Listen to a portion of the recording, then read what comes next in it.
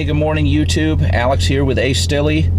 Just want to say welcome back if you've watched some of my other previous videos, and welcome if this is your first trip to my channel. Today, as you saw in the title, I'm going to be doing a video on a few of the different methods for trying to get a good launch in the Scat Pack.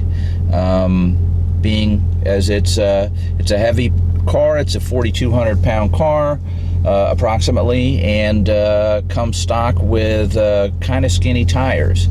So when you're trying to accelerate, namely if you're like me and you're trying to do your best at what I think are the most popular acceleration kind of measuring yardsticks, 0 to 60 and the quarter mile, there's a few different methods that you can use to launch the car, and some seem to work better in some conditions for some tests than others do, and then the others work better in other situations. It seems to vary greatly, but the one universal thing is there's really two ways that you can end up with a really poor 0 to 60 time. For example, you either apply throttle way too fast and just end up with a massive burnout,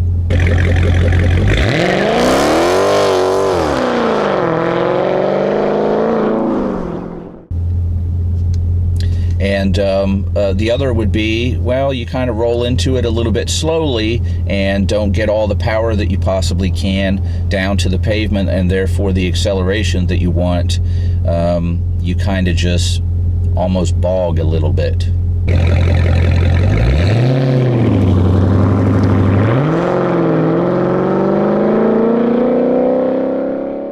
So there you have it. That's really the two ways that you can end up with a less than ideal acceleration run. You know, it's all about getting the power down and getting the car of this size moving. Once you can do that, 485 horsepower and 475 foot-pounds of torque will make this car continue to accelerate quite abruptly. It's just getting, you know, that initial momentum and getting off the line. So I'm going to go over a few methods that I've sort of experimented with for both 0 to 60 and quarter mile,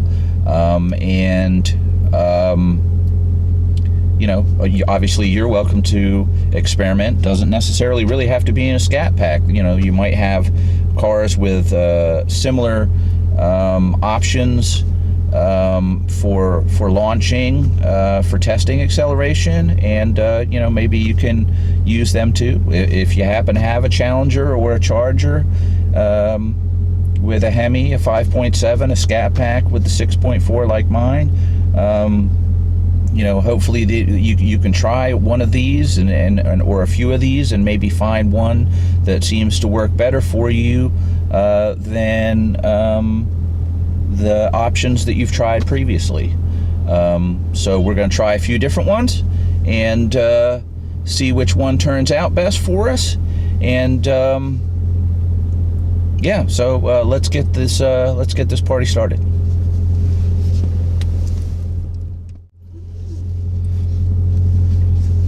Okay, so one of the things that I do as part of my preparation whenever I'm hopping on the closed course and seeing what sort of acceleration I can get out of this car is I do the fuse pull so that I can reset the ECM. Now, in a nutshell, the way that that supposedly works, and some people think it's really a thing, and some people think it makes no difference whatsoever. I fall down on the side that I feel like I see a little bit of improvement in my acceleration and just overall application of the power if I do an ECM reset via pulling the fuse. And basically, I'll walk you through how to do that right now. So basically, you want to go under your hood, and you want to go to the fuse box here, and you get the lid off here, and the fuse that bridges power to the ECM is fuse number 31. It's a 25 amp fuse. You can use the fuse puller that's in the fuse box here, and I just basically, with the car off, I pull that fuse out and I let it sit for 5-10 minutes depending on the circumstances,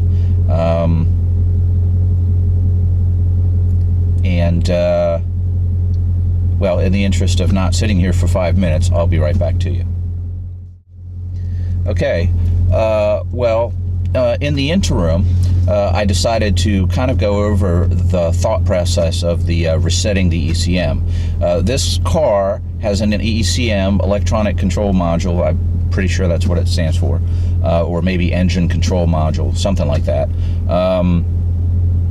The train of thought that goes into this is that the ECM actually is a learning ECM, in that over the course of 100 miles of driving, 150 miles of driving, whatever, it seems to learn your most prevalent driving habits, and when it does that, it sort of adjusts how the car responds based on how you drive. So if you do a lot of sort of leisurely driving, you're not in sport mode, you're not doing a lot of hard acceleration, then it sort of begins to train the ECM to lean towards a less abrupt throttle response with less application of fuel, in the interest of more fuel economy.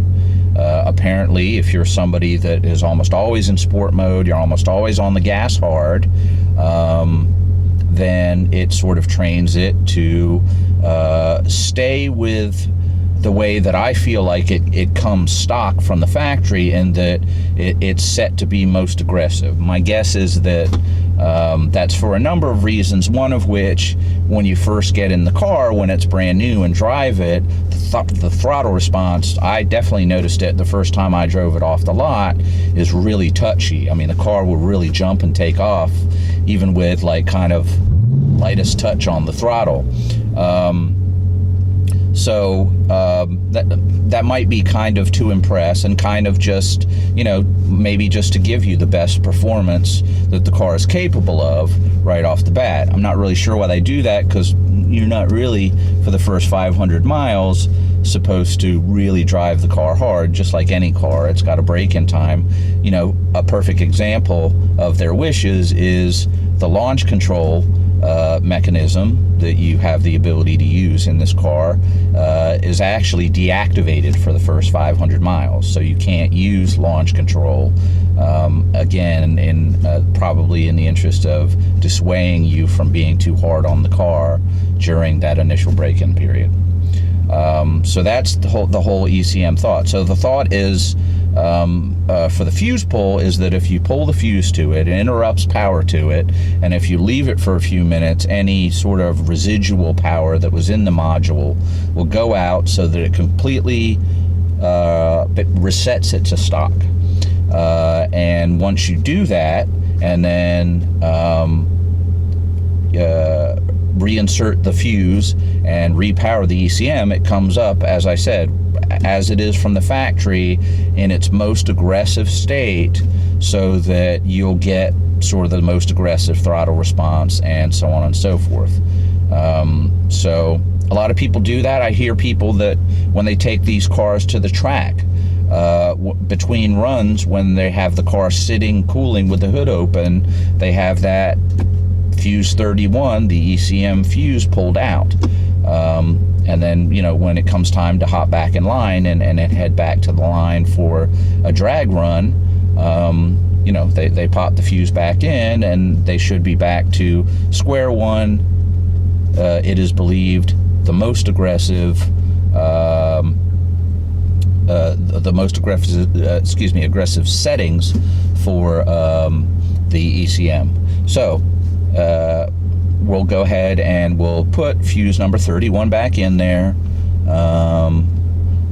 Obviously, you don't need the fuse puller for that. You can just push it in with your finger, make sure it's seated, and then obviously put the fuse box cover back on, close your hood, and start the car as normal. And let's try some 0 to 60 runs. So I've chosen to do 0 to 60 runs today, just kind of for comparative sake, to compare the different manners, again, in which I try and launch the car, and just see if any of them stand out to be better or worse than any of the other ones. So what we're going to try for first is the one that I use to get my best quarter-mile time, and that is we leave the car in sport mode. We just put the car in drive. We get on the brake, and we just get into the throttle enough to start to bring the RPMs up, but the car is not moving, and henceforth the 0 to 60 timer doesn't start, because it doesn't actually start until obviously the car starts rolling. And then let off the brake, and as you do that, begin to roll into the throttle. And in a perfect world, you know, it takes a little practice, but in a perfect world, if you don't roll into it too quickly, you're not going to wheel spin, and if you roll into it quickly enough, you're going to get the best and most abrupt acceleration that you possibly can. Okay, 0 to 60 timer set, sport mode engaged, in drive, and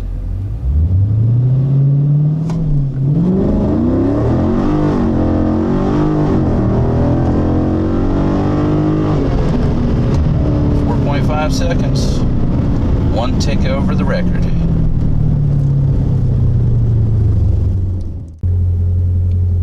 Okay, so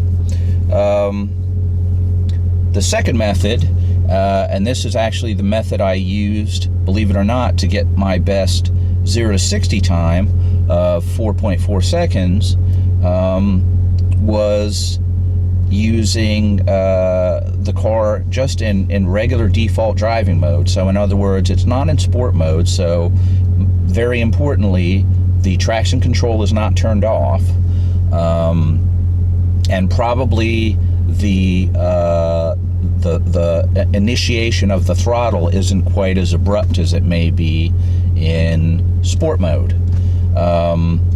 Again, it actually kind of surprised me, because I figured that, you know, in default mode, even though the traction control gets the car moving without quite as much drama, i.e. wheel spin,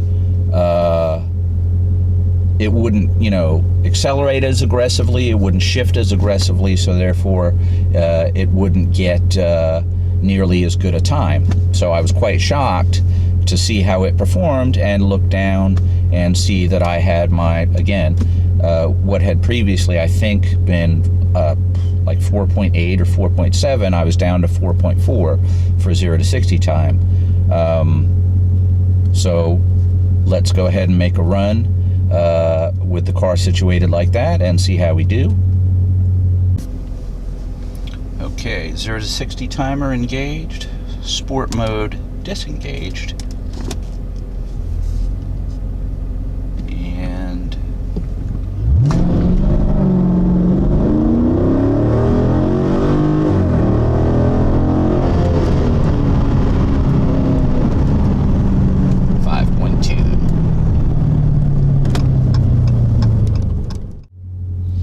okay, so there you see it. That's our results. And, you know, again, these results, I'm just doing, you know, one run here for each type of launch method. You know, I could very well do 3 runs with sport mode on, using the, you know, hold the brake while you roll into the throttle and then let off method, and end up with, you know, suddenly on the 3rd or 4th try, a much faster time. I'm just kind of going through them for you guys. So another method that I have tried is actually starting the car in sport mode, but starting in manual shift mode, and right before I go to launch the car, I actually manually shift it into 2nd gear. So I'm doing a 2nd gear launch, which usually mitigates any or most wheel spin, and then the car sort of manages to roll up and get through into the higher RPMs and add power and add torque as it goes, and can sometimes, again, yield a decent 0 to 60 or a quarter mile time. So let's see how well that works for us this time. You have to be a little bit careful. I'm going to warn you if you try this method, because in my recollection, I did this once, and if you have to launch the car rather quickly after you shift it into second, because if you don't, it will, since it knows it's just sitting still, it will shift itself back to first. And if you don't notice that it did that and you stomp the gas pedal to the floor, again, sport mode, first gear, you're going to do a huge burnout and not go anywhere. So let's give that a try. Okay, let's see, sport mode engaged, manual mode engaged, second gear.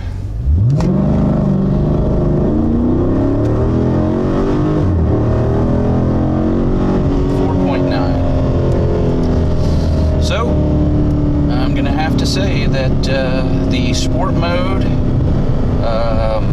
automatic, holding the gas, or excuse me, holding the brake and then applying some gas and then letting off and letting her run seems to be the best time. Got a 4.5, and again, that's just 1/10 over my best at 4.4. All right, well, there you have it. That's how that one try turned out. Now, you can, I did want to mention, you can experiment a little bit with the method where you just start in default mode, not sport mode, and then as soon as you feel like the car is starting to accelerate and it has full traction, you can reach down and hit the sport button, so that maybe it might hold the RPMs a little longer and get a little more power out of first gear before it shifts. Same thing with second gear. I have tried that method a few times, and again, with varying success. Sometimes it's gone well, sometimes it hasn't. You can also do that. There's two different methods for using the switching into manual and in sport mode and accelerating from a dead stop in second gear. You can leave it in manual and shift as you see fit to see if you get a better 0 to 60 time. Or you can, as soon as you feel like, again, the car is off and rolling with all the traction that it needs, you can shift right over to auto mode and let it shift from there on out, and see if it shifts nice and aggressively and uses the RPMs as well as it possibly can and ends up with a better time. So there are even variations to the variations of ways that you can launch the car for you to experiment with and see what gets you the best time. So that's about it. I wanted to, for a change, try and make a video that was a little bit shorter than the ones that I have. I realize, just on a footnote about the channel overall, my videos, comparatively speaking, to what I'm used to watching on Facebook, on YouTube, are they're kind of long. And I would imagine that there was a lot of you out there that kind of took a peek and then decided you really didn't want to sit through them. So I can't blame you for that. Looking back, I probably should have broken a few of them up into a few different videos. I'm going to be trying to be more mindful from here on out of the overall length of the video. So it's something that you can come and get some information on, get some entertainment from, and then kind of move on to the next thing without feeling like, you know, it's this trial to sit through an hour all about this, that, and the other. And, you know, if you do sit through it and you find it interesting, great, awesome. But, you know, I certainly have kind of come to the conclusion that my video lengths, comparatively speaking, are above average. So again, I'm going to slowly try and whittle those down in length a little bit, again, so that it's something that you can kind of come, watch, start to finish, and take away from it, you know, what you will, some entertainment, some information, maybe some of both, and then kind of wait around for the next video. So if you enjoyed this video, go ahead and click the like button. If you haven't watched any of my other videos, there'll be links to them at the end of this video that you can just click on. Would love to see people subscribe. I've got a few subscribers, obviously, and that's cool. But, you know, would love to see more, and know that as I'm making these videos, there are some people getting some entertainment and some information out of them, and that's happening to the point where they feel like they want to come back and look at the next video and see what it has to offer. So if you do, great. And I hope to see you soon. Have a great day, folks. Peace.